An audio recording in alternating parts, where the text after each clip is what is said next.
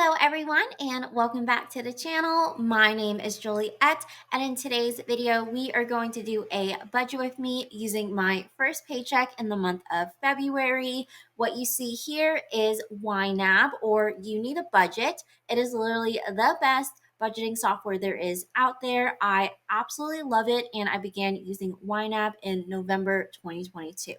Using YNAB has given me so much more comfort and confidence when it comes to my finances. And if you'd like to give YNAB a try, I do have a referral link in the description box down below. And if you click that link and sign up, you get a free 34-day trial. You don't even have to put in your credit card information. But if you do decide to continue with YNAB after your 34-day free trial, then I will actually get a month for free, and so will you, which is so great because YNAB is such an empowering budgeting app. I truly have enjoyed it and I love filming these budget with me videos.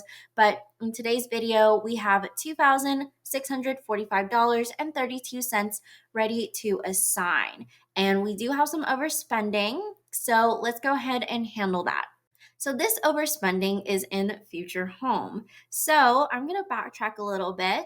So at the very end of January, my fiance and I started to look at houses, and we kind of fell in love with actually two homes. And unfortunately, we made offers on them. They got rejected. And so third time's the charm. We made an offer on this home. It got accepted, thankfully, and we are actually under contract with them. So when it comes to buying a house, and this is information that I had no idea about until I got into the home buying process, was that you need earnest money as kind of like a good faith payment that you are serious about buying this home.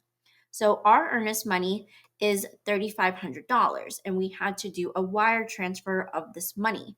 And I've never done a wire transfer before, and I didn't realize that there would be a $30 fee. At least that's with my bank, Discover Bank.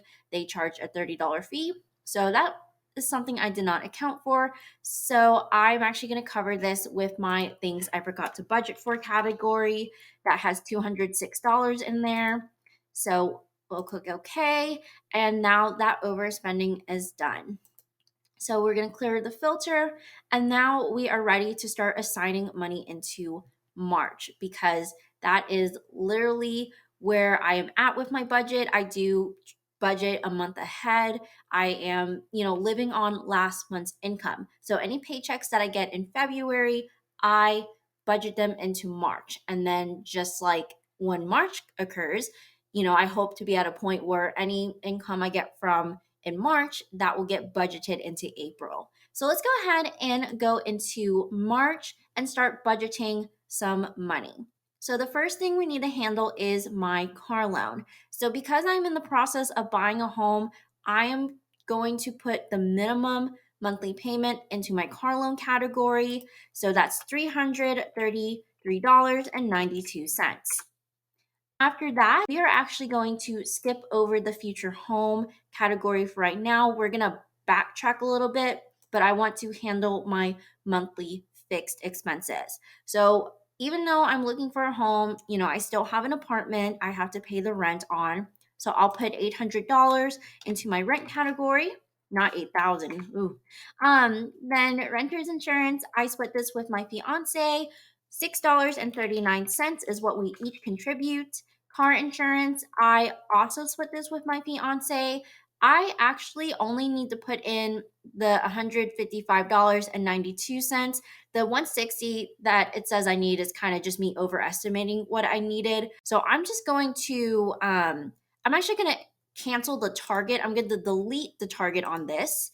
And then YNAB will tell me exactly how much I need to fund, which is that $155.92. So there's that. And then we'll do our electric for $61, internet for $30, iCloud for 99 cents, Spotify for $8, and Mint Mobile for $40. All my monthly fixed expenses are accounted for in March 2023, and we can move on to my monthly variable expenses. So I am going to try something a little bit different. I'm going to decrease my grocery budget from $450 to $350. When I first started budgeting, my grocery budget was $300, and I felt like that was a little tight just because if there are grocery trips where we need toilet paper or a multi-purpose cleaner or just like, those little extra things at the grocery store that aren't food, then I would feel very tight because those can kind of add up pretty quickly. So I decided to go to 450. But when I was at 450, I really was not spending up to that amount ever. Like we always try to keep our grocery bills combined like $300 or less. So really, I should not be spending more than $300 a month on groceries, but I feel like 350 is a good uh, value to put my grocery budget at because it gives me a little bit of wiggle room, but not enough to like go rogue or, have so much money that I have rolling over into the next month that will need to be put somewhere else anyways. So anyways, we're giving the 350 a trial this month or in March. We'll see how it goes in March. But 350 there. Nespresso pots will get $40. Gas, think I think I lowered this too. I think I used to put like 150 or 175, something like that, maybe even 200. I may have put 200 in there, but I'm not driving as much and I really only get gas twice a month. So I don't think I need anywhere close to $200 in this gas category. So we'll try 125 and we'll just see how that goes. Parking though, I do need $50. I'm not going into office as much. I'm working from home more, but if there is the case where I do have to go in and parking is expensive because a conference is going on down the street, then I want to make sure I'm covered and don't feel so like tight in this budget item. So $50 there, and then Peach Pass will get 20 in case I need to take the tolls. And then I am going to skip over yearly subscriptions and I'm going to focus on my dog. So he does need his medication. It's going to be 130. I split this with my fiance, so I contribute 130, he contributes 130 because his medicine is just so pricey. A poor baby with Cushing's disease. It's not a bad disease because we have it under control. It's just an expensive disease to, maintain or prevent it from getting worse. Vet visits will be $69 a month because we really only go to the vets twice a year. And unfortunately, his vet visits are pretty pricey because of all the blood work they need to do. So I'm budgeting about $600 per vet visit, which I know is insane, but old dogs just have expensive blood work.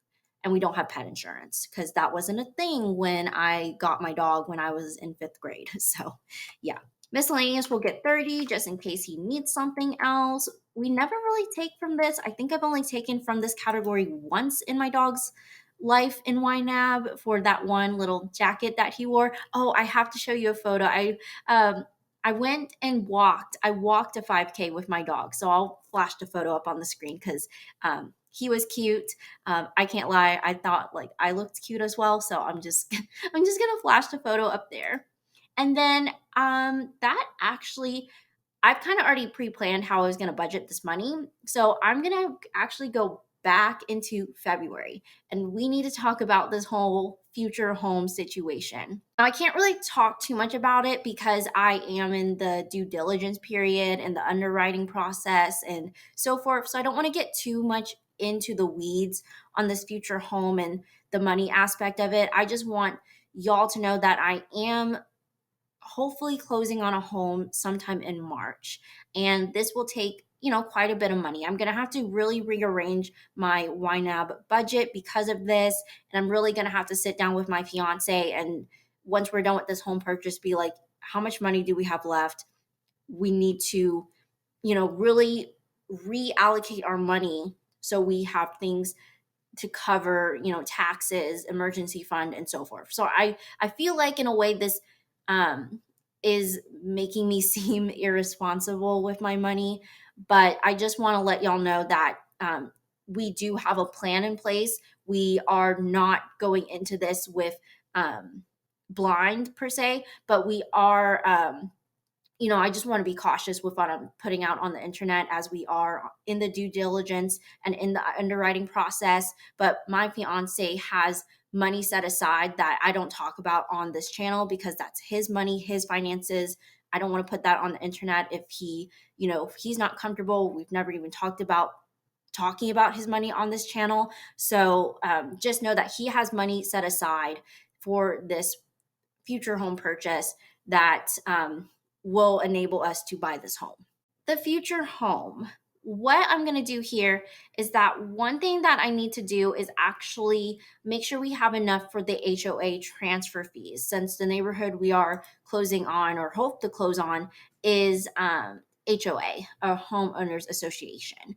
And it's going to be about $480 to transfer HOA to us. And so I need $59.05 to completely fund this category. So we'll put in the $59.05 into there, and that's good. And then after that, let's go ahead and put $80 towards home maintenance and improvement. So that's good there. And then what else was I trying to do with this category? Oh, you know what? You know what I have to do actually? So let me see. I'm going to scroll back up because okay, here's what I have to do. So I got an email recently from the company that I get my birth control from, Nurex, and they are actually charging a $3 like support fee for their service from now on. I used to get my birth control for free with insurance, but they are now charging just $3, and I'm happy to pay that. That's fine. But I just was not expecting that. But anyways, $3 for Nurex because $3 is way cheaper than having a baby. And then what else was I going to do? Let me see my finances. Okay, I figured out what I was going to do. And then the last part of this is I am actually, so hold on one second. I need to take some money out of my HOA. No, I need to take some money out of my home maintenance and improvement. So what I'm going to do first before I assign money to home maintenance and improvement is I'm actually going to go ahead and fulfill my emergency fund goal of $265. So we'll go ahead and fund that.